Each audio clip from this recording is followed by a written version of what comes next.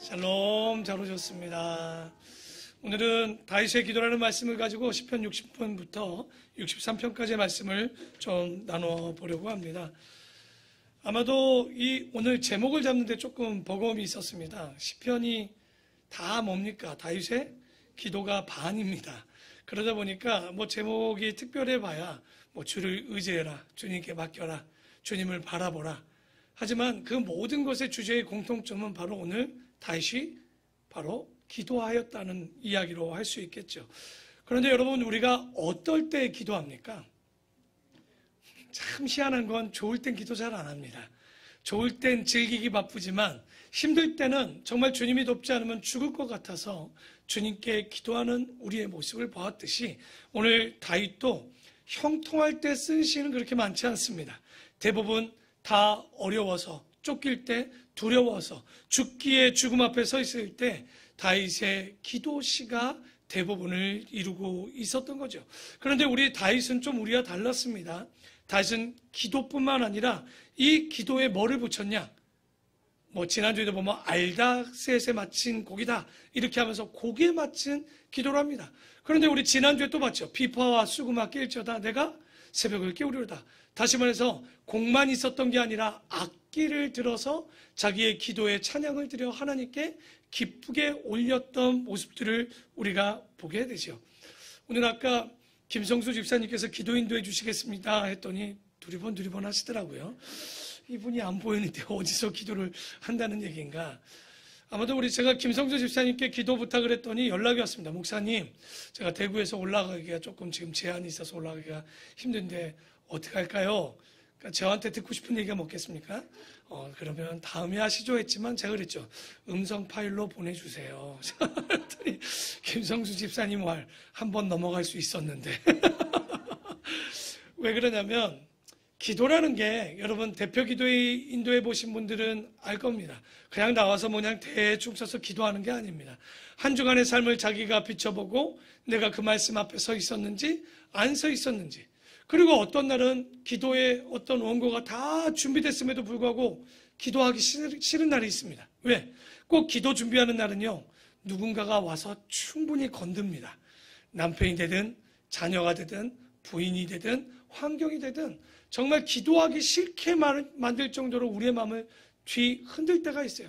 그때마다 어떤 분들은 정말 연락 와요. 목사님, 도저히 기도 못하겠다고. 이 한 주간 내가 분노하지 않아야 되는데 화를 냈는데 내가 이러고도 기도해도 되냐고. 그럼 제가 위로의 말씀을 드리죠. 저도 설교하기 싫어 죽겠다고. 내가 정말 설교 본문을 어떻게든 준비하고 올려오려고 하지만 마음이 어떤 날은 내 마음이 편치 않는 거예요. 막 전날 내 마음을 요동치고 아침에도 요동치게 하고 어떤 날은 정말 도망가고 숨고 싶은 날도 많이 있지만 그럼에도 불구하고 우리 죄인된 나를 불러주셨던 것처럼 아마도 성도님에게도 그런 기도 준비 가운데 하나님이 힘들게 하겠지만 하나님 말씀대로 기도하려고 하지만 이 악한 것이 우리의 마음을 틈타겠지만 그럼에도 불구하고 기도하는 것이 바로 하나님의 뜻이지 않는가. 그리고 여러분이 그렇게 작성한 기도가 바로 뭐가 됩니까? 시가 되는 거예요. 제가 여러분의 자녀들에게 많은 유산을 남길 거기보다는 믿음의 유산을 남기라고 종종 얘기합니다. 그 유산이 뭐겠습니까? 바로 오늘 여러분이 이 한 달에 1년에 한 두세 번 나에게 주어지는 기도의 제목들을, 기도들을 잘 적으면 이게 뭐가 되는 거예요? 시편이 됩니다. 그리고 자녀들에게 여러분이 퀴트를 남기고 적용점을 남기면 그게 아마 여러분 자녀들에게 남기는 잠언과 같은 말씀이 되지 않을까. 저는 그래서 우리 아이들에게, 우리 자녀들에게 어떤 물질의 유산보다는 오히려 시편과 잠언을 남겨주는 이런 부모, 바로 믿음의 부모가 되어야 되지 않는가. 그런데 우리 교회가 다 보면 알겠지만 그냥 기도하지 않습니다. 이렇게 원고를 다 준비해서 기도를 정리하고 엑기스만 넣어놓는 바로 시편. 그럼 누구를 따라하는 걸까요? 다윗입니다. 제가 이걸 따라하는 게 누구를 따라하는 게 아니라 다윗이 이렇게 자기의 기도의 본문들을 이렇게 기록해놔서 이렇게 남겨주었다는 거죠. 그래서 우리가 시편을 이렇게 잘 살펴보면 시편의 분류를 해보면 기도로 드려진 기도시가 있습니다. 다른 말로 간구시요 탄원시라고도 얘기하지만 이런 기도가 있고요. 그리고 거기에 곡이 붙어서 어떻게 됩니까? 찬양과 감사시로 또 분류가 됩니다. 우리가 하나님 다윗의 기도를 들어보면요, 정말 정돈이 잘 돼 있죠. 혹 그 가운데 똑같은 얘기를 반복하는 거는 어떤 시적 운율 때문에 늦는 거지. 우리처럼 고쳐주세요, 고쳐주세요, 용서해주세요, 용서해주세요, 부르짖고 이번에 어떤 목사님이 그 얘기를 하더라고요. IM 선교회 그 뉴스에 영상이 나오는데 한 번도 그렇게 생각해 본 적이 없는데 아이들의 기도하는 모습을 그 영상 가운데, 뉴스 가운데 이렇게 송출해 주더라고요. 근데 너무 불편했대요. 그러니까 아이들이 기도하는 거 한 번도 그렇게 나쁘게 본 적이 없는데 왠지 모르는 기도의 모습 가운데 그 아이들이 막 울며 부르짖고 떠드는 모습을 보는데 마냥 좋게만 보이지 않는 이유가 뭔지 모르겠다고 어제 한 목사님이 저를 찾아왔었는데, 그렇죠. 그래서 제가 얘기했어요. 우리 교회는 그래서 어느 순간부터 통성기도라는 걸 하지 않고 있습니다. 우리가 기도를 하면 합심 기도를 하죠. 마음으로 하나여서 하나님 앞에 정돈되어지는 기도들이 드려져야지. 여러분 잘 보면 불교에 부처 보면 부처의 돌부처 귀가 어떻던가요? 큼직하죠. 왜죠? 못 알아먹으니까 계속 얘기해 주는데 제가 보니까 지금까지도 못 알아먹고 있어요. 그러니까 거기에 기도해 봐야 응답이 없다는 얘기죠. 우리 하나님은 그렇지 않아요. 그런데도 불구하고 우리는 기도할 때 보면 그 기도가 감사요, 찬양이요, 기도가 되지 않는 거예요. 여러분 오늘 아침에도 혹시 길가에 오다가 춥지만 나무 위에 새들이 뭐 하고 있던가요? 와, 기가 막. 또 이걸 또 어떻게 알았을까? 왜 한국인들은 절대 노래한다고 얘기하잖아요. 새가 운다라고 얘기하지 기도한다라니 노래한다니 이게 들은 게 있어서 지금 이렇게 하는 거지만 대부분은 새는 웁니다. 그런데 우리가 성경을 배우면 새는 우는 게 아니에요. 찬양하고 노래하는 거예요. 우리도 마찬가지로 삶에 있어서 기도는요 우는 게 아니에요. 오히려 기도는요 우리가 주님 앞에 찬양하고 감사하는 기도가 더 넘쳐야 될 거예요. 오늘 우리가 다윗의 기도라는 제목을 가지고 설교를 하지만 진짜 그 기도는 뭘까요? 한번 여러분에게도 질문해 봐야 될까요? 기도는 왜 하십니까? 라고 하면 기도는 대화입니다. 기도는 우리의 응답 간구입니다. 여러 가지 호흡입니다. 라고 얘기하지만 제가 생각해 볼 때 기도는 하나님과 우리의 사이의 신뢰라고 저는 생각합니다. 그분이 믿어지기 때문에 믿는 걸 확신하기 때문에 기도할 때 하나님께서 응답하시는데 그건 제 생각이 아니었더라고요. 다윗의 기도를 보면 그가 어려울 때 도와달라고 외칩니다. 하지만 그 뒤는 뭡니까? 응답해 주실 것에 대한 확신을 가지고 찬양으로 끝나는 거예요. 왜 안 주냐고 불평하고 원망하는 게 아니라 그럴지라도 자기를 지켜주시고 나의 피난처가 되어주실 것이고 산성이 되어주실 것이고 우리의 성이 되어주신다라고 계속 바로 이렇게 찬양하고 기도하고 있는 거죠. 우리가 한국 문학 가운데는 시집이라는 시문학이라는 건 있는데 알고 보면 기도시 문학이라는 건 없잖아요. 그렇죠? 시문학은 있지만 잘 보면 오늘 시편의 다윗의 70편의 시는 기도시 문학입니다. 진짜 그 하나하나 보면 얼마나 아름다운지 오늘 우리가 다윗의 기도를 통해서 기도가 좀 정돈되었으면 좋겠고요. 더 나아가 언어가 순화될 수 있는 기회가 되었으면 좋겠습니다. 그래서 우리가 말하는 거 기도할 때마다 다윗의 기도 보십시오. 뭐 같습니까? 다 노래죠. 그게 정말 부르짖음으로 여러분 느껴집니까? 그가 부르짖고 있지만 우리는 오히려 다 노래로 들리고 있고 이 노래가 이 현대에는 다 진짜 찬양으로 불려지고 있는 것을 보면서 우리가 한번 다윗의 기도를 잘 살펴보려고 합니다. 시편 60편은요. 그 첫 번째 그 표제어에 뭐라고 되어 있습니까? 다윗이 교훈하기 위해 지은 믹담이다. 믹담이라는 말은 풍자라는 말입니다. 그러니까 다윗이 교훈하기 위해 지은 믹담인데 그럼 어떤 내용이냐? 1절에 보니까 하나님이여 주께서 우리를 버려 흩으셨고 분노하셨사오나 지금은 우리를 회복시켜 주소서. 그러니까 이스라엘을 흩으셨다는 거예요. 이 모든 것이 하나님이 진노하셨기 때문에 흩어졌다는 말이죠. 그런데 이 원어를 풀어보면 그런 말이 아니라 우리를 돌이켜서 원래의 상태로 돌이켜달라고 기도하고 있는 거예요.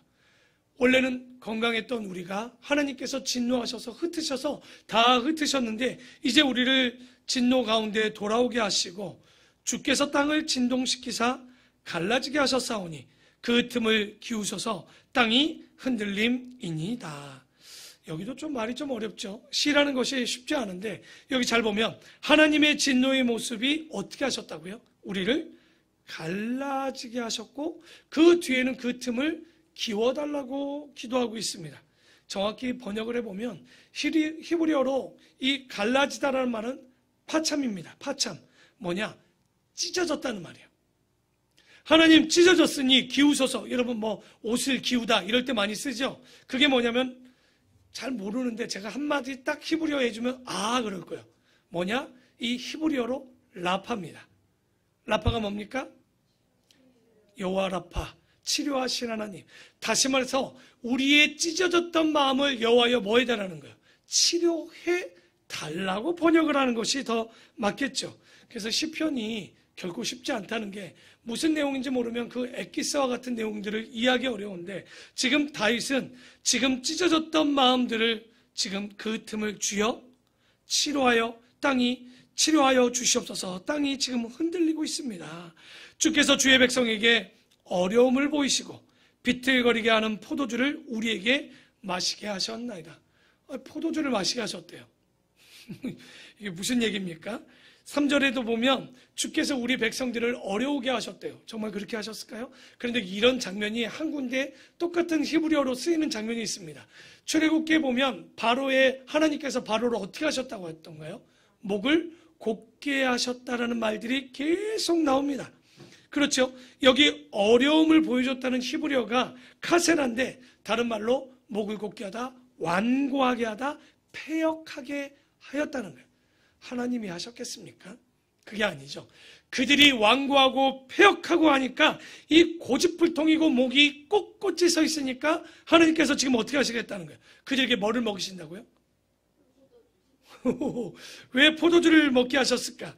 여러분 잘 보면 사회가 안정되어지고 평안하면요 우리가 어떤 현상이 일어나냐면 화석화가 됩니다. 여러분 우리 김성주 집사님 기도했죠. 한국교회가 지금 여러 가지로 바르게 하지 못한 것 때문에 흔들거립니다. 그 정말 작년 3, 4월 때까지는 그래도 좋았어요. 욕을 먹어도 누가 먹었죠? 신천지가 욕을 막 먹더라고. 이놈의 코로나가 진짜 괴롭지만 저놈의 신천지가 아주 그냥 낱낱이, 그리고 지금 숫자도 줄었대요. 그런데 어느 순간부터 스물스물 교회들이 올라오더니 여러 정광훈 목사님 덕분에 여러 교회들이 욕을 먹고, 그러다 조용할 만하면 또 교회가 또 터지고, 조용할 만하면 또 교회가 터지더니 IM 성교회가 정점을 이루고, 광주의 교회가 또 정점을, 안디옥 교회가, 그 좋은 교회 안디옥 교회가, 이방 교회의 첫 교회였던 안디옥 교회가 지금 한국을 뒤흔들고 있습니다. 여러분 정말 목회하기가 힘들고요, 말 그대로 한숨이 나오고요, 교회 다닌다는 말하기가 부끄러운 시대가 되어버렸습니다. 근데 왜 그럴까요? 저는 생각해 볼 때 이것이 우리 한국 기독교인들의 잘못이라고 생각을 하지만 정말 주님이 주신 기회라고도 저는 생각을 하는 거예요. 지금까지 한국교회가 여러분 욕을 이렇게까지 먹어본 적은 없습니다. 잘못을 해서 한두 교회가 욕을 먹었지만 이렇게까지 욕을 먹지는 않았는데 왜 이렇게 흔드셨을까? 왜?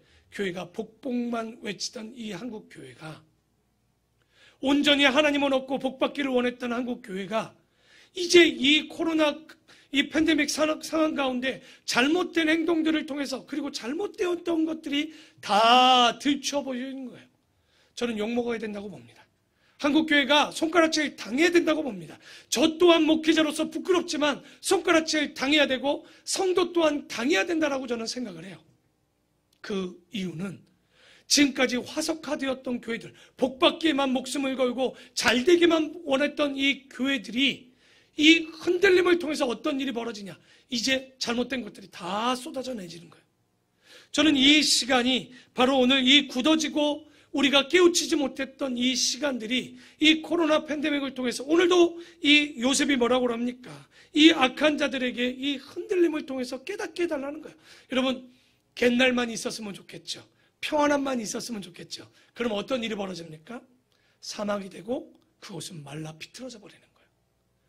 갯날도 있어야 되지만 비 오는 날도 있어야 되는 것이 맞는 거죠. 사람이 너무 좋으면요, 겸손 안 합니다. 여러분, 다윗이 이렇게 70편의 기도를 정리하고 써놨던 이유가 뭘까요? 삶이요, 죽을 만큼 힘든 거예요. 기도할 수밖에 없었던 거예요. 그래서 우리의 삶이 멸망의 길이 아니라면 우린 적어도 이렇게 보면 크고 작은 일이 있는 것이 오히려 우리가 깨닫는 길이요, 오히려 굳어지지 않는 길이요, 오히려 나태하지 않는 길임을 여러분 깨닫기를 부탁을 드립니다.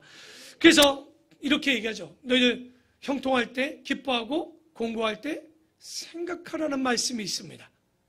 그러니까 형통할 땐 감사하고 주님을 찬양하십시오. 하지만 공고할 때 쓰러지고 원망하는 것이 아니라 생각하고 뒤돌아보라는 거예요.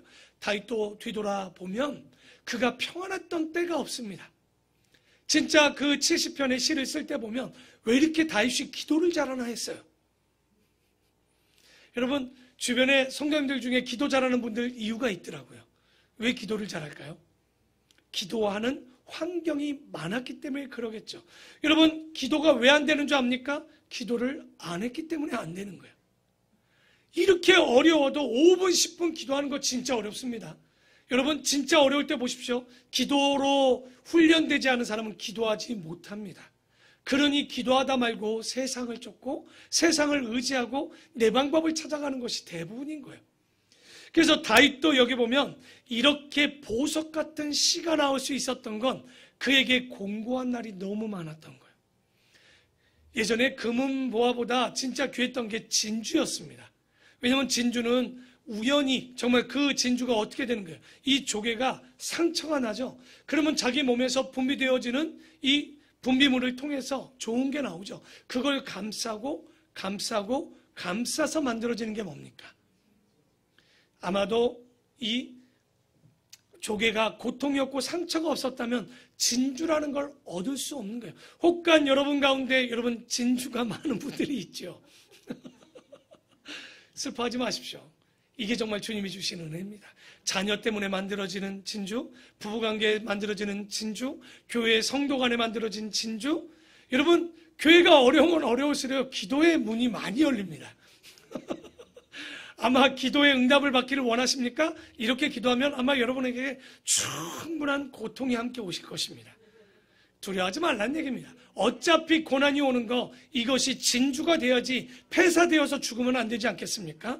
그래서 오늘 바로 이들에게 어려움을 보여줬던 건 그들을 흔들어내는 거예요. 그리고 그들에게 포도주를 먹였던 것은 흔들어져야 자기들의 민낯을 보게 해주는 거죠. 하지만 4절은 좀 다릅니다. 다 같이 한번 4절 읽어보겠습니다. 시작.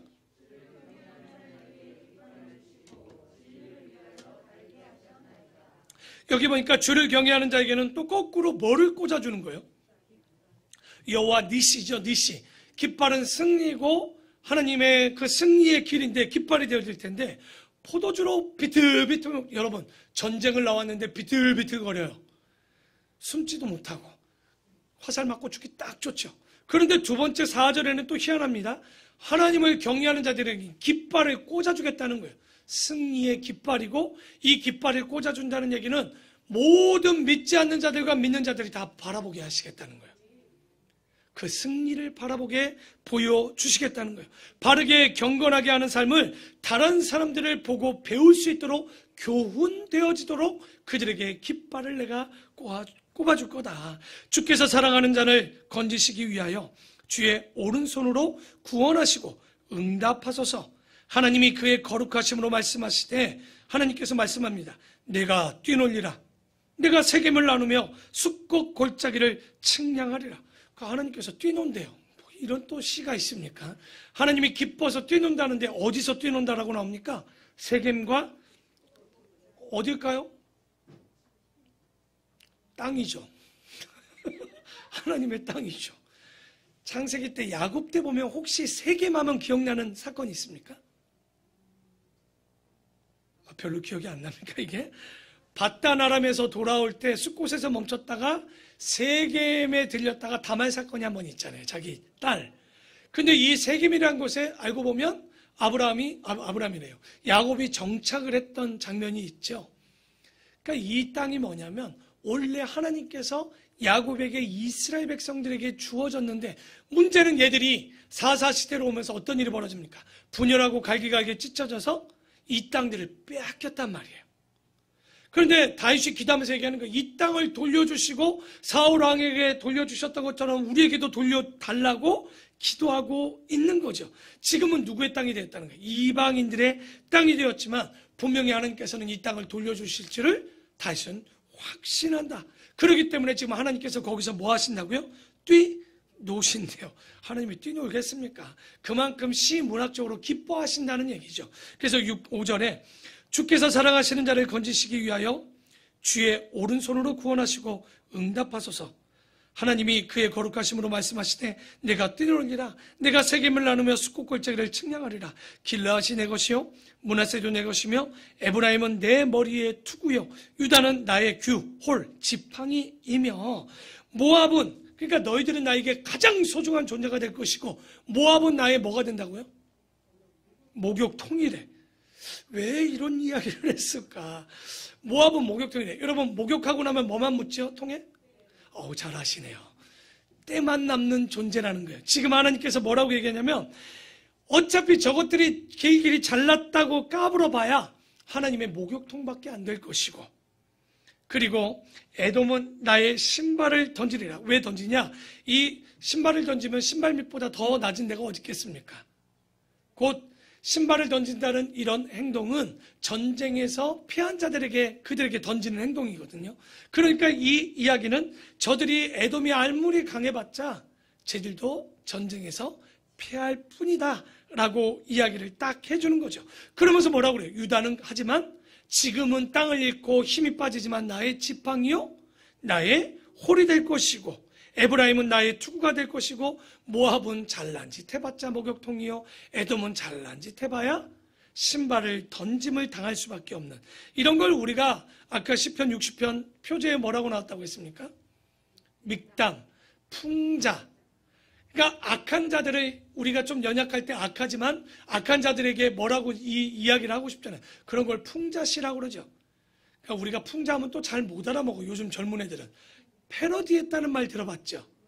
그러니까 어떤 것들을 약간 웃기게 영상을 만들거나 음악을 만들어서 패러디하는 거죠. 그러면서 그들에게 전곡을 찌르는 이야기를 하는 이게 바로 풍자시를 지금 드리고 있는 거예요. 그래서 9절에 보면 누가 나를 이끌어 견고한 성에 들이며 누가 나를 에돔에 인도할까? 하나님이여 주께서 우리를 버리지 아니하셨나이까? 하나님이여 주께서 우리 군대와 함께 나아가지 아니하시나이다. 우리를 도와 대적을 치게 하소서. 사람의 구원은 헛됨이니이다. 아무리 힘들어도 사람을 기대봤자 그것은 다 헛되게 될 것이고 우리가 하나님을 의지하고 용감하게 하리니 그는 우리의 대적을 밟으심이니라. 그래서 여기 보면 에돔과 모압에게 뺏겼던 세겜 땅이나 그 땅들이었지만 왜 뺏겼습니까? 분명히 아브라함을 통해서 복의 근원이 되고 복을 줬지만 야곱 이후에 사사시대 360년은 어떻게 됐습니까? 하나님이 아니라 우상을 섬기면서 결론적으로는 그들이 얻었던 땅들을 빼앗기게 되고 블레셋에게 에돔에게 모압에게 고통을 당하는 일들이 있지 않았습니까? 그런데 이제 그랬지만 하나님께서 함께하니 어떻게 했다는 거예요? 그 땅을 다시 회복시켜 달라고. 그래서 우리가 성경을 보면서 율법을 모르면 역사서를 볼 수가 없어요. 역사서를 모르면 역사를 모르면 시가서와 예언서를 볼 수가 없는 거예요. 그리고 시편은 엑기스여서 정말 알기가 힘듭니다. 그러니까 시편 60편은 이렇게 빼앗겼던 땅들, 우리가 하나님과 함께하지 못했던 뺏겼던 땅들을 이제 회복시켜 주시고 찢겼던 곳을 기어주시고 우리가 주님 앞에 나갈 수 있게 해달라고. 근데 그 방법은 뭡니까?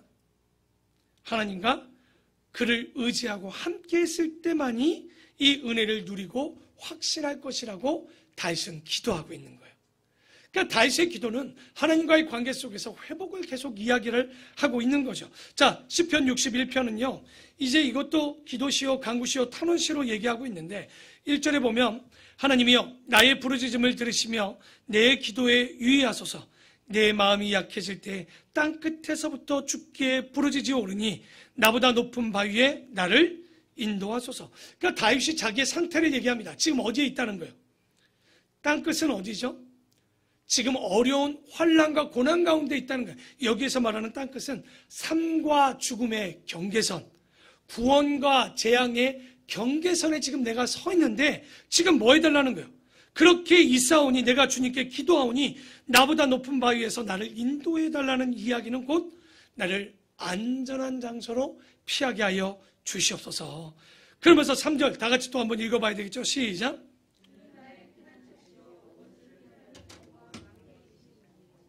다시 말해서 과거에 내가 이렇게 어려움과 고난을 당했지만 그래도 나는 확신하면서 기도하는 거예요. 주님은 나의 뭐가 되어 주신다고요? 피난처가 되어 주신다는 거예요. 그러니 여러분 살아가면서 사람들에게 구차하게 도움을 더 요청해 봐야 결론은 여러분 그 값을 다 치르게 되어 있습니다. 60편도 얘기하고 61편도 얘기하는 건 그게 아니라 다 누구에게 맡기라는 거예요. 지금 정직하게 하나님 앞에 우리의 것을 다 맡기면 주님은 나의 피난처시고 원수 가운데 나를 구원해 주실 것이다. 내가 영원히 주의 장막에 머물며 내가 주의 날개 아래 피할 수 있게 된다. 근데 참 이 시편을 보면 다윗이 시편 23편에도 이런 기도를 하죠. 뭐라고 합니까? 내가 여호와의 집에 영원히 거하리로다 얘기하죠. 그러면 자 묻겠습니다. 여호와의 집은 어디를 얘기하는 거예요? 장막은 어딜까요? 근데 왜 제가 질문했냐면 구약에는 천국이라는 개념이 없었단 말이에요. 이들에게. 그런데도 불구하고 다윗은 그 장막에 그의 집에 내가 영원히 거하고 싶다라는 건 무슨 의미로 얘기하고 있냐면 천국은 모르지만 나 주님과 영원히 함께하고 싶다라는 거예요. 그러니까 기도의 목적은 다른 게 아니에요. 문제 해결이 아니에요. 결론은 주님과 함께하고 싶다라는 것이 다윗의 기도의 목적이지 않는가.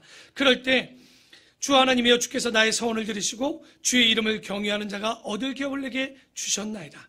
주께서 왕에게 그러면 장수하게 하사 그의 나이가 여러 대에 미치게 하시리다. 그러니까 장수한다는 건 뭡니까? 왕이 받을 수 있는 최고의 복은 왕권이 지속되는 거잖아요. 그런데 왕권이 지속되고 오래 간다는 얘기는 무슨 얘기일까요? 간단합니다. 그 나라가 평화롭다는 얘기예요. 그러니까 다윗의 기도의 응답은 그가 장수하듯이 이 땅의 많은 백성들은 평화를 얻게 하는 이 소망을 가지고 기도하고 있는 거죠. 그리고 그가 영원히 하나님 앞에 거주하리니 인자와 진리를 예배하사 그를 보호하소서. 그리하시면 내가 주의 이름을 영원히 찬양하며 매일 나의 소원을 이행하리이다. 그러니까 한 번 드렸다고 끝나는 것이 아니라 영원히 주님을 찬양할 것이고 영원히 주의 약속을 지켜 나가겠다는 거죠. 자, 시편 62편입니다. 여기 또 제목이 또 표제어가 웃겨요. 다윗의 시인데 인도자를 따라 누구의 법칙에 따라 부른 노래라고요? 혹시 여두둔이 누군지 혹시 아십니까? 들었던 것 같죠? 말했거든요, 제가. 아삽의 시를 얘기할 때 제가 얘기했거든요. 해만, 아삽, 여두둔이 바로 다윗의 때 성전 안에서 성가 대장들. 그래서 우리가 이때 이들을 뭐라고 했어요? 선견자, 예언자라고도 얘기하지만 선견자, 지혜자라고 얘기했죠. 그때 인정받았던 사람들이 그들의 지혜를 시편이나 이렇게 자면에 비춰내고 있는 건데, 그런데 여두둔의 법칙이 뭐냐? 아마 우리가 볼 때 이런 것 같아요. 블루스 그러면 음악에 여러분 그 부류가 있죠. 여두둔의 뉘앙스, 그러니까 여두둔의 형식에 맞춰서 노래하는 곡조가 있었던 것 같아요. 우리 같으면 뭐예요? 새마치 장단. 새마치 장단에 맞춰서 부른 노래. 이런 것처럼 여두둔의 법칙에 맞춰서 쓰인 어떤 곡에 맞춰진 이 노래인데, 이거는 62편은 딱 1절을 읽으면 한번 읽어보십시오. 이게 어떤 건지 한번 보면 압니다. 1절 한번 읽어보겠습니다. 시작.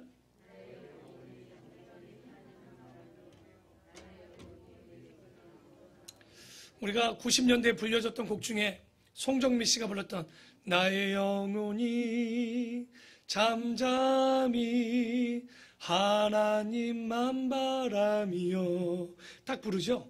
야, 진짜 제가 시편을 보면서 계속 느끼는 게 시편으로 안 불려진 노래가 없는 것 같아요. 그만큼 이 엑기스가 하나의 곡조가 되어주고 가사가 되어줘서 얼마나 아름다운 노래를 부르는지 모르는데, 그런데 나의 영혼이 잠잠히 있으래요. 그러면서 누구만 바라냐? 하나님만 바라래요. 그 전적으로 기도라는 것을 얘기해주고 있는 것 같아요. 하나님만 바라보고 하나님 앞에 잠잠하면 어떻게 잠잠할 수 있겠습니까? 여러분, 왜 우리가 떠들고 막 미친 듯이 돌아다니는 거예요? 어찌할 바를 모르기 때문에 그러는 거예요. 잠잠한다는 얘기는 하나님께서 내게 응답하심을 기대하고 신뢰함으로 주님 앞에 기도하라는 얘기예요. 그러니까 우리가 아무것도 안 하고 가만히 있으라는 얘기입니다. 근데 그게 돼요? 저는 안 되잖아요. 그러니까 사람들은 하나님만 잠잠히 보라고 하지만 맨날 자기의 방법을 씁니다. 아, 주님 믿을게요 하고 뒤돌아보면 내 방법 쓰고 있어요. 저는 궁금할 때가 종종 있거든요. 여러분, 기도하면 분명히 주님께서 응답하실 걸 확신하십니까? 이렇게 조금 약간 뭔가 의심이 있죠. 주님을 신뢰하십니까? 여러분, 주님이 구원해 주실 걸 믿습니까? 여러분, 주님이 여러분의 생명도 해주심을 믿습니까? 예, 아멘인지 한번 봅시다. 왜 그러냐면 제가 아마 아본교회 와서 개척을 하고 아마 3-4번 정도 했던 예화인데 이 예화가 굉장히 저의 마음을 많이 때려서 또 한 번 얘기합니다. 이게 뭐냐면 어떤 청년이 등산을 가는데 너무 좋게 롤러라라 가고 있는데 이게 미끄러진 거예요. 밑으로 쫙 미끄러 떨어지는데 죽었죠. 죽은 줄 알았는데 다행히 딱 산 거예요. 왜? 자기의 몸이 옷에 걸렸다가 그 가지를 붙잡았던 거예요. 그러니까 그러면 여러분이 믿는 그 형제가 뭐라고 했겠습니까? 하나님만 바라봐야죠. 주님께 기도했죠. 안 와. 그러니까 온갖 욕을 다 하면서 나 좀 살려달라고. 왜 나를 안 도와주냐고. 근데 또 힘이 빠지고 아무도 없는 거니까 다시 주님을 찾습니다. 주님, 나 좀 도와달라고. 제발 나 좀 살려달라고. 그럼 여러분 또 그때 또 한마디 꼭 하죠. 나만 구원해주면 정말 예배 한 번도 안 빠지겠다고. 내가 구원해주면 주님만을 위해서 살겠다고. 그래도 또 안 오시네? 그러니 혼자 떠들다가 지치다가 안 되다가 막 마지막 이제 더 이상 힘이 없어. 손이 놓칠 것 같아. 마지막으로 진짜 간절히 기도합니다. 주님, 나 좀 도와달라고. 근데 이때 하나님의 음성이 들리는 거예요. 할렐루야. 얼마나 감사했겠습니까?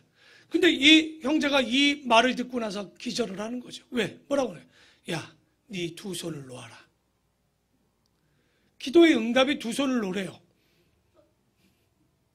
여러분, 주님 믿죠? 여러분 같으면 어떻게 하시겠습니까?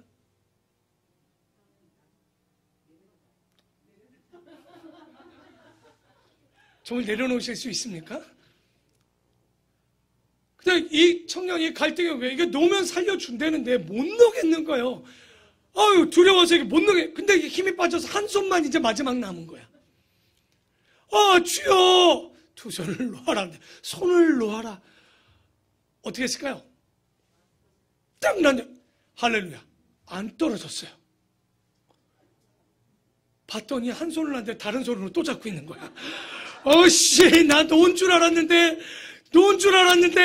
나는 주님을 믿는 줄 알았는데 아니, 노는 순간은 믿고 싶은데 안 되는 거야. 반대편 손으로 또 잡은 거야. 주여, 내가 믿기는 믿는데 이거 못 놓겠다는 거죠. 근데 여러분, 야곱이 기억나시죠? 130년 창세기 47년에 보면 창세기 47장에 보면 바로가 묻죠. 영감탱이, 당신의 인생이 어땠어? 그랬더니 뭐라고 그래요? 내 인생은 험악한 인생인데 주님께서 나를 의지하고 나를 여기까지 오게 하셨다라고. 그 얘기는 뭐냐면 자기가 믿었던, 자기가 사랑했던 나의 자식들, 재산들 꽉 주고 있다가 하나님께서 그의 인생을 어떻게 합니까? 하나씩 하나씩 놓게 합니다. 사랑했던 라헬을 잃지요. 사랑했던 요셉을 잃지요.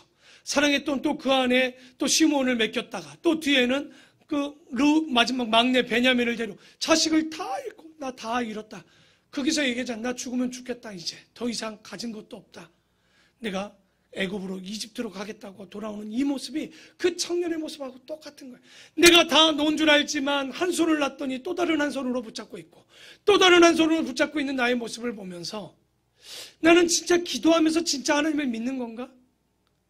아파서 기도는 하고 있지만 병 낫게 해주시고 혹은 안 낫게 해주셔서 내 삶 가운데 영광 돌리게 해주시려고 나에게 주신 걸 맞는가? 사업이 망해도 진짜 하나님께 감사할 수 있을까? 아마 여기 잠잠히 바라본다는 얘기가 얼마나 어려운 이야기인지를 우리는 알 거예요. 근데 그 청년이 놓고 싶어서 놓은 게 아니라 더 이상 힘이 없어서 손을 놓습니다. 근데 진짜 두 손을 놨는데 안 떨어졌던 거예요. 왜? 천사가 그 사람을 등으로 받쳐주고 있었던 거죠. 우리는 오늘 이 잠언이래요. 시편의 다윗의 기도를 보면서 다윗의 기도가 뭘까요? 기도는 하나님을 온전히 신뢰하는 거예요. 여러분, 근데 우리는 어떻습니까? 신뢰한다라고 이야기는 하고 있지만 내 방법을 쓰고는 있지 않는지, 혹은 내 방식대로 가지 않으니 그 억울함과 분통함과 원망함에 우리가 계속 불평을 떠들고 있지는 않는지. 기도는요, 완전히 주님께 신뢰하는 겁니다. 나가 망해도, 내가 병이 걸려도, 내 집에 문제가 있어도 다윗의 기도의 결론은 뭐였던가요? 주님, 부르짖어요. 고통스러워요. 하지만 나는 주를 믿겠습니다. 주님이 나의 피난처시고 산성인 줄 믿습니다. 그리고 마지막에 찬양하고 감사로 끝나는 찬양들이 대부분입니다. 오늘 1절의 말씀도 마찬가지인 거예요. 우리가 무엇을 시도하긴 하겠지만 결론은 뭡니까? 주를 의지해야 된다는 거예요. 2절에 오직 그만이 나의 반석이시오 나의 구원이시오 나의 요새이시니 내가 크게 요동치 흔들리지 아니하겠습니다. 주님이 나의 반석이 되니까 내가 요동치지 않겠죠. 그래서 넘어지는 담과 흔들리는 울타리같이 사람을 죽이려고 너희가 일제히 공격하기를 언제까지 하려느냐. 그들이 그를 그의 높은 자리에서 떨어뜨리기만 꾀하고 거짓을 즐겨하니 입으로는 축복이요 속으로는 저주하는도다. 이 얘기는 누구에 대한 이야기인 거예요. 3, 4절은 다윗의 마음이 아니라 어떤 대상들이 나를 지금 입 바른 소리를 하지만 저주를 하고 있고 이렇게 고약한 사람들이 있는데 그럼에도 불구하고 나는 주를 의지하고 요동치 아니하겠습니다. 나의 영혼아 잠잠히 하나님만 바라라. 무릇 나의 소망이 그로부터 나오는도다. 여러분, 아까 그 청년이 한 손 놨더니 고난이 없던가요? 우리가 이렇게 기도해도요 또 넘어집니다. 하지만 5절에 뭐라고 합니까? 그럼에도 불구하고 나는 주님을 잠잠히 바라보겠습니다. 신앙은 뭐냐? 넘어져도 다시 일어나는 것이 신앙입니다. 그런데 5절 끝에 그 신앙을 지킬 수 있는 이유가 하나 있었죠. 뭡니까? 소망이 있는 거예요. 주님을 의지하고 기도하고 나서 지켜주실 것에 대한 소망을 갖고 있는 거죠. 그래서 오직 그만이 나의 반석이시오 나의 구원이시오 나의 요새이시니 내가 요동치 흔들리지 아니하겠습니다. 왜? 사람에게 의지하지 않는 것이 그래서 중요한 거예요. 아무리 어려워도 하나님을 의지하지 황 목사를 의지하면 여러분 큰 코 다칩니다. 여러분의 부모를 의지하면 큰 코 다칩니다. 자녀를 의지해도 큰 코 다칩니다. 우리는 누구만 의지하냐? 주님만 의지해야지요. 나의 구원과 영광이 하나님께 있으며 내 힘의 반석과 피난처도 하나님께 있도다. 백성들아 시시로 때때로 그를 의지하고 그의 앞에 마음을 토하라. 하나님은 우리의 피난처시다. 그러니까 다윗은 이 힘들 때 주님 앞에 뭐하라고 얘기합니까? 우리의 힘든 괴로운 고통을 다 주님 앞에 뭐하라고요? 토하라는 얘기는 뭡니까? 주님께 다 뱉어 놓으라는 거예요. 그러면 사람은 들어도 들어주지 않지만 하나님은 들으면 그 이야기를 듣고 회복시켜 주시는 거예요. 기도하라는 얘기입니다. 우리가 주님 앞에 기도하고 외쳤을 때 환난 당할 때 사람이 아닌 하나님을 의지할 때 응답해 주실 것이요. 아 슬프도다. 왜? 내가 의지했던 사람은 한낱 뭐라고요? 오늘 아침에도 나올 때 하면 어떻습니까? 입김이 분명히 있었는데 금방 사라지죠. 그런 존재가 사람이고 인생도 속임수이나 저울을 달면 그들의 입김보다 한참 가볍다는 거예요. 여러분 다니엘 때 벨사살 왕이 벽에 손가락으로 글씨가 하나 써졌죠. 뭐라고 그랬죠? 메네메네 데겔 우바르시 달아보고 세어보니 함량 미달. 그게 인간입니다. 아무리 권력을 가져도 아무리 능력이 있어도 하나님 앞에 저울질해 보면 함량 미달밖에 되지 않는 거예요. 그러니 사람을 의지하지 말라는 거예요. 사람을 너무 무시해도 안 되지만 사람을 너무 의지해도 안 됩니다. 여러분 열왕기상 18장에 보면 히스기야 때 아수르 왕 사네립이 한번 쳐들어온 적이 있습니다. 사네립이 와서 한다는 얘기가 뭐냐면 그 신하가 와서 랍사게가 그런 얘기를 하죠. 야, 니들이 애굽을 의지한다고? 애굽은 갈 때 지팡이에 지나지 않는다라고 딱 얘기합니다. 왜? 이 이스라엘이 하나님이 아니라 지금 누구를 의지하고 있는 거예요? 이집트를 의지하지만 그건 갈대 지팡이에 지나지 않는다. 멀쩡해 보이죠? 갈대가 딱딱합니다. 생각보다. 그런데 그걸 딱 짚는 순간 어떻게 됩니까? 오히려 내 손가락을 찌르고 손바닥을 찌르는 것이 갈대이듯이 도움이 안 되는 거예요. 오히려 우리는 누구를 의지하라는 거예요? 하나님을 의지함이라. 그런데 문제는 10절 우리가 매일 뺏기는 마음입니다. 한번 읽어볼까요? 시작.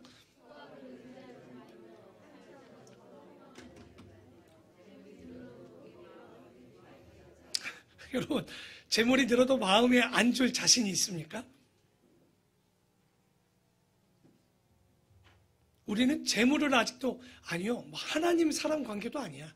재물과 사람 관계 속에서도요, TV에 나오는 뉴스에 대부분 보면 다 뭐로 시작됩니까? 물질로 시작된 모든 그 사건과 사고를 우리가 보게 되는데, 진짜 우리가 돈이 없는 것도 문제지만 돈이 있어서 천국 갈란가 싶은 사람도 많아요.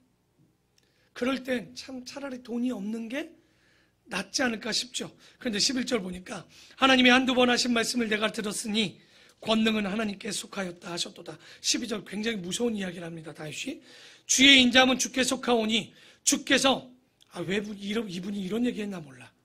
각 사람이 행한 대로 나도 알고 있는데 굳이 그렇게 꼭 정점을 찍어. 하나님은요 사람에게 인과응보 정확합니다. 뿌린 대로 걷게 하시는 거예요. 아무리 우리가 하나님 앞에 부끄럼 없이 떳떳이 살아도 이 말을 들으면요 진짜 심쿵합니다. 두렵습니다. 그런데 하나님은 그런 것 이익 때문에 그래서 우리가 살지 말라라고 이야기하는 거예요. 그런데 10절과 12절까지 이런 이야기를 보면 왜 우리가 이렇게 넘어지는 일들이 많이 있습니까? 그것은 아브라함 때 세 가지 조건을 두면서 관계에 대한 이야기를 합니다. 물질과 사람, 사람과 하나님. 아브라함에게 테스트를 하죠. 뭐였습니까? 롯과의 어떤 목장이 늘어나니까 양들과 소가 양들이 많아지니까 어떻게 합니까? 염소가 많아지니까. 롯과 아브라함의 종들이 싸우잖아요. 그러니까 아브라함이 롯에게 얘기합니다. 야야, 이거 싸울 일 아니다. 네가 우하면 나는 좌할 것이고 나는 좌하면 네가 좌하면 나는 우할 것이다. 이 이야기는 뭐냐면 사람보다 더 중요한 게 없다는 거예요. 아무리 여러분 이삭도 그랬지만 우물이나 풀은요 목축을 하는 사람들에게 가장 중요해요. 근데 아브라함 보십시오. 네가 우하면 나 좌하겠대요. 실제 가장 풍성했던 곳으로 롯이 갑니다. 거기가 어디죠? 소돔과 고모라였죠. 그런데 안타깝게도 아까 10절 말씀처럼 물질이 있으면 마음을 빼앗기는 거예요. 그 지역이 죄악으로 가득 찼던 거예요. 하지만 아브라함은 정확히 알았어요. 물질이 아니라 먼저는 사람인 거죠. 근데 창세기 22장 다시 한번 테스트하죠. 100세에 얻었던 아들 이삭을 뭐라고 합니까? 주지를 말든지. 진짜 웃기지 않습니까? 그래놓고 주는 약속이 뭐예요? 저 하늘의 별과 같이 땅의 모래알 같이. 여러분 아들 하나 깨끗 하나 줘가지고 또 바치래. 여러분 같으면 뭐라고 그럴 것 같아요? 하나님 이러려면 나한테 주지 말지 지금 나한테 왜 이러시냐고. 그런데 아브라함이 어떻게 합니까? 바치죠. 그 바치는 모습 속에 어떻게 합니까? 하나님과 사람과의 관계 속에 어떻게 하는 거예요? 결론은 하나님을 선택하게 되는 거예요. 그러니까 우리가 여러분 지금도 보면 우선순위가 뭐가 있냐는 얘기예요. 너무나도 우선순위가 되어 있지 못해요. 제가 오늘 아침에도 회개했어요. 2020년 마무리하면서 제가 마지막 그 설교 때 그 얘기를 할까 말까 다 고민했었는데 했죠. 뭘 했죠?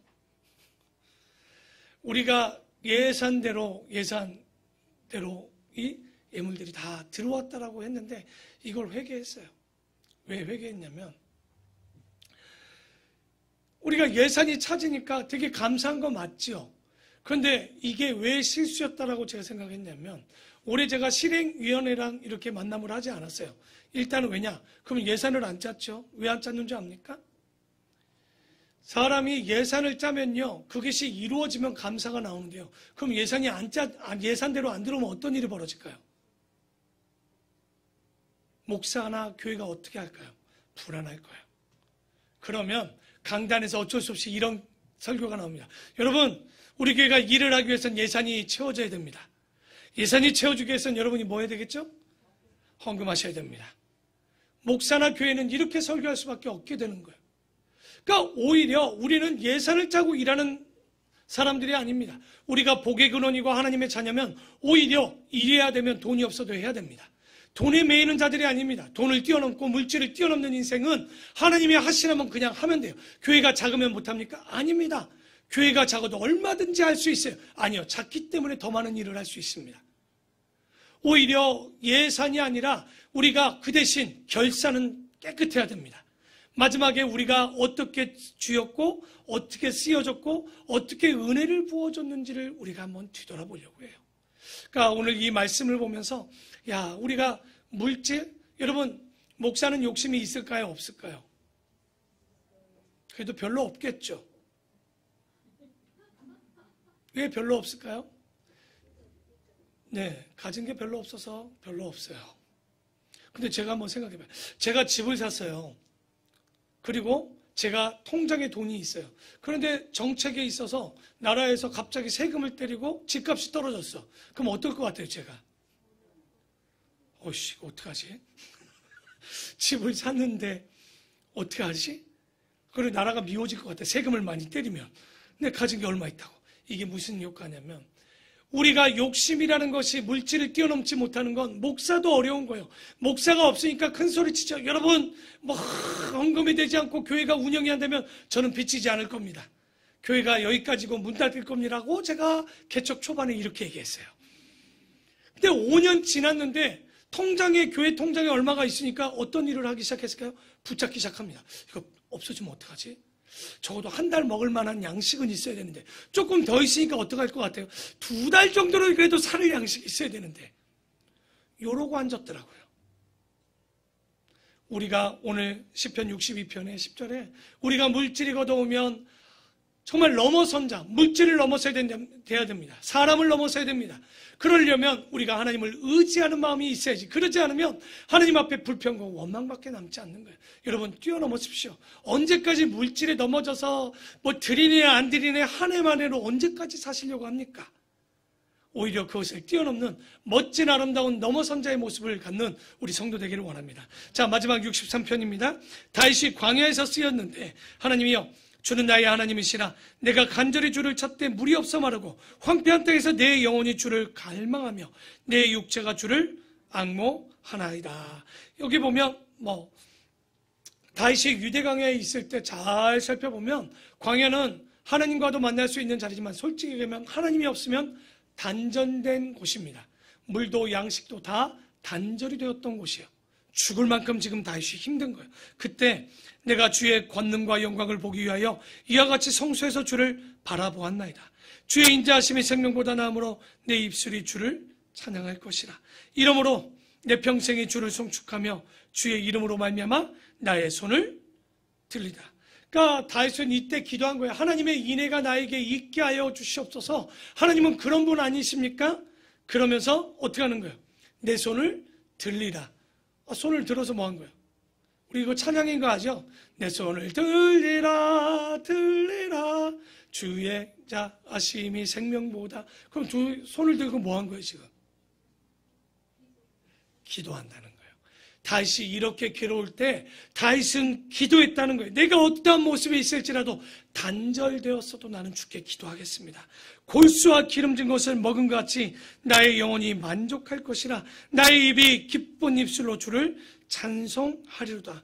다윗은요 기도해놓고 나서 어떻게 하냐? 확답을 받은 거예요. 여러분 골수와 기름을 먹었다는 건 뭡니까? 기도에 응답이 있을 줄 확신하는 거예요. 그리고 내가 침상에서 주를 기억하며 새벽에 주의 말씀을 작은 소리로 읊조릴 때에 하오리니. 그래서 이 주야로 말씀을 묵상하듯이 밤새도록 이 다윗은 하나님의 말씀을 묵상하겠다고 시편 1편처럼. 그리고 주는 나의 도움이 되셨습니다. 내가 주의 날개 그늘에서 즐겁게 부르리이다. 나의 영혼이 주를 가까이 따르니 주의 오른손이 나를 붙들시거니와. 그러니까 나를 지켜줄 걸 정확히 알고 믿음을 가지고 기도했고, 나의 영혼을 찾아 멸하려 하는 그들은 땅 깊은 곳에 들어가며 칼의 세력에 넘겨져 승냥이의 먹이가 되리라. 이게 아까 얘기했던 10절 62편 뿌린 대로 걷는 거죠. 자, 마지막 1절 읽고 마무리합시다. 시작.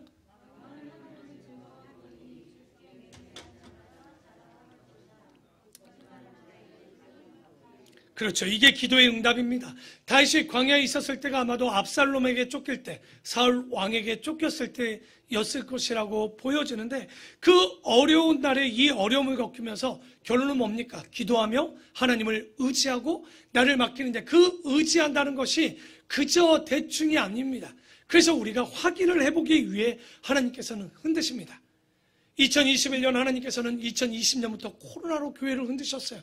한국을 흔드셨어요. 우리가 이때 깨닫지 않으면 심각한 거예요. 그래서 어려움을 겪거나 감사한 일을 만날 때마다 우리는 교훈을 얻을 줄 알아야 돼요. 여러분, 코로나라고 얼마나 많은 교회들이 지쳐 있는 줄 압니까? 지쳐 있습니다. 그런데 우리는 지치지 않습니다. 이 어려운 가운데서도 분명히 우리에게 교훈을 주시고 깨닫게 해주시는 거예요. 여러분, 집에 가서 개가 말에 안 듣는다고 개를 한 대 때려보십시오. 그럼 개가 뭐라고 그래요? 아, 왜 이러세요? 그러시던가요? 한마디 하죠. 깨갱! 하죠. 그러면 다음 날 와서 그 짓을 안 하던가요? 또 하고 앉았어요. 왜? 개는 교훈을 깨달을 수 없어요. 사람은 잘못된 것을 보고 깨닫게 되고 흔들리면 깨닫게 될 수밖에 없는 거죠. 그런데 여러분, 깨닫지 못하면 우린 개만도 못한 사람인 거예요. 그래서 사람은 어려운 날만 있는 것이 아니라 형통한 날도 함께 있을 텐데, 항상 우리의 인생, 여러분이 백날 주님 형통하게 해주시옵소서 할 때 문제가 없나 보십시오. 교회 문 밖을 나가자마자 기도하고 나자마자 힘들 겁니다. 그런데 주님이 주신 형통은 뭡니까? 그 어려움도 이겨낼 수 있고 기쁨도 감사할 수 있는 얘기. 그래서 형통할 때 기뻐하고 공고할 때 생각할 수 있는 지혜가 우리에게 교훈이 있어야 되는 거죠. 마저도 왜 맞는지를 알고 있어야 되죠. 이 둘이 병행되는 것이 우리의 인생인 거예요. 오늘 이 말씀을 보면서 교훈을 얻는데요. 그런데 망하는 자의 특징이 있습니다. 망하는 자의 특징이 뭔지 압니까? 여러분, 그들에게는요, 태양이 비치면요, 말라서 죽습니다. 그들은요, 비가 오면 썩어서 죽습니다. 왜? 왜 그럴까요? 망하는 자의 특징은 왜 비가 와도, 비가 안 와도 죽을까요? 생명이 없기 때문에 그래요. 생명이 없는 건 썩습니다. 생명이 없으면 말라버립니다. 그러면 생명이 있으면 뭘까요? 갯날은요, 오히려 곡식이 잘 익는 날이고요. 비가 오는 날은요, 우리가 더 잘할 수 있는 날인 거예요. 그러니까 비가 오나 눈이 오나 태양이 비치나 아무 문제가 없는 이유는 우리가 뭐 하기 때문에? 생명이 있기 때문에 그래요. 요한복음 15장에 보면 너희가 내 안에 거하고 내 말이 너희 안에 거하면 무엇이든지 원하는 대로 구하라. 그러면 너에게 주시리라. 이 이야기는 우리가 기도할 때 응답이 있을 수 있는 이유는 우리가 뭐가 있기 때문에? 요한복음 5장 14절이나 요한복음 3장 16절 마지막에 뭐라고 합니까? 영생을 얻게 하려 하심이니라. 갈라디아서 2장 20절에 그 영생을 어떻게 얻습니까? 나는 죽고 주가 내 안에 살 때 그와 내가 하나 되었을 때 영생과 생명을 얻게 하시는 거예요. 여러분, 그렇기 때문에 우리는 두렵지 않은 거예요. 여러분, 지금 괴롭습니까? 혹은 마음의 병이 있습니까? 육신의 병이 있습니까? 이 말씀이 여러분 그 어려울 때 병이 걸려도 생명이 있을 것이고, 지금 사업이 망해도 생명이 있을 것이고, 자녀를 통해서 괴로워도 생명이 있을 수 있는 이유는 바로 주님이 우리와 함께 하시기 때문인 거예요. 오늘 우리가 이 생명을 갖고 있기 때문에 형통한 날도 공고할 날도 두려워하지 않는 거예요. 여러분, 마른 나무가 있는데 태풍이 불어옵니다. 어떻게 될까요? 부러집니다. 그런데요, 살아있는 나무는요, 태풍이 이쪽으로 불면 이쪽으로 쓰러져요. 태풍이 저쪽에서 불면 이쪽으로 와요. 하나님의 섭리는요, 살아있는 것에는요, 모든 것이 이득이지 합력하여 선을 이루지 절대 고통과 고난으로 끝나지 않습니다. 저는 이 말씀만 가져도 오늘 하루 이 한 주간 여러분 고통 없이 감사함으로 살 수 있지 않을까. 지금도 코로나로 어려운 이 시국에 한국교회가, 우리 개인이 어려운 날이 아니라 오히려 이 어려움을 통해서 내실을 다지고 교회가 욕먹을 수밖에 없던 행했던 모든 것들 모이기에만 집중했고 말씀 없었던 교회들이 오히려 이 시기를 통해서, 여러분, 저는 어디 가도 자랑해요. 우리 교회만큼 성경 읽는 곳 있냐고. 퍼센트로, 숫자로 말고. 숫자로 하면 적겠죠. 그런데 교인들의 퍼센트로 하면 이만큼 읽어내는 교회가 없어요. 지금 확인해 본 건 없어요. 네. 근데 제 마음에 그렇다는 얘기예요. 뭐 이건 제 마음이지만, 근데 주변에 몇 개를 살펴봐도 다들 지쳐있고 그냥 예배 끝나고 집에 가기 바쁘지, 누가 어떤 교회가 성경을 읽고 큐티를 하고 말씀을 나누고 이렇게 사는 교회 실제 별로 없습니다. 우리 아름다운 본교회가 이 말씀을 통해서 한쪽으로 오는 것이 역경이 아니라 이 역경을 통해서 성장하는 시간이 되는 것을 잊지 마시고, 오직 주님의 믿음을 가지고 생명 있는 우리가 역경 가운데 어둠 가운데 빛이 되어지고 자라고 열매를 맺는 우리 귀한 성도들 되기를 축원합니다. 이 시간 이 다윗의 기도를 통해서 우리 마음 가운데 우리가 주를 의지하고 주를 믿는 그 믿음대로 살 수 있는 우리 모두가 되기를 소망합니다. 기도하겠습니다. 하나님 아버지 감사를 드립니다. 오늘 다윗의 기도를 통하여 아버지의 말씀을 받습니다. 주님이 주신 이 말씀을 통해 보면 우리가 우리의 삶 가운데 역경이 없는 것이 아니고 형통함만 있는 것이 아님을 깨닫습니다.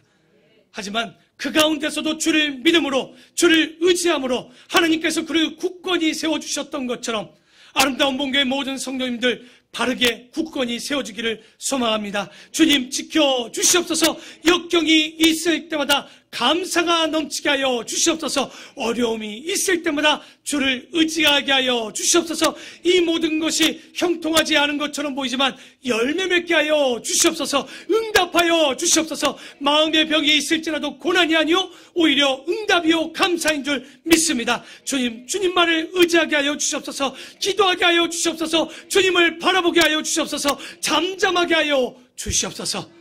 이 모든 고백들을 통하여 하나님 이제 주님이 주시는 모든 환경 가운데 잠잠히 주를 바라보고 응답하게 하여 주시옵소서. 역경 가운데 빛을 발하게 하여 주시옵소서. 역경 가운데 찬양이 넘치게 하여 주시옵소서. 우리 모두 가운데 오늘 이 자리에 아픔이 있거나 우리 가운데 문제가 있거나 우리 가운데 고통이 있는 모든 자들에게 이 말씀이 회복의 역사가 일어날 줄 믿사오니 응답하여 주시옵소서. 지켜주시옵소서. 회복케 하여 주시옵소서. 주님께서 함께 하실 것을 믿사오며 예수 그리스도의 이름으로 기도드립니다. 아멘.